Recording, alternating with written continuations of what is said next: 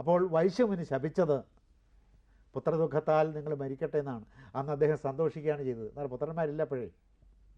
അപ്പോൾ മഹർഷി ശപിച്ചാൽ മഹർഷിയുടെ ശാപം പ്രാവർത്തികമാകണമല്ലോ. അപ്പോൾ സന്തോഷമായി, അങ്ങനെ ഒരു ശാപം കിട്ടിയല്ലോ എന്നോർത്ത് അദ്ദേഹം സന്തോഷിച്ചു. പക്ഷേ ശാപത്തിൽ സന്തോഷിച്ചെങ്കിലും ശാപമായിട്ട് സന്താപമായിട്ട് തന്നെ അദ്ദേഹത്തിൻ്റെ അനുഭവത്തിൽ വന്നു. ഹൃദയത്തിൽ ശാപം കത്തിജ്വലിക്കുക തന്നെ ചെയ്തു. ദുഃഖത്തിൻ്റെ അഗ്നിജ്വാലകൾ അതിൽ നിന്ന് പുറപ്പെട്ടു. അപ്പോൾ രാമൻ പോകരുത് ഇതെന്ന് തന്നെയാണ്. ഈ ശാപം കിട്ടിയത് രാമൻ അറിയാം. അപ്പോൾ രാമൻ പോയെന്നാൽ ദശരഥന് മരിക്കുമെന്നറിയാം.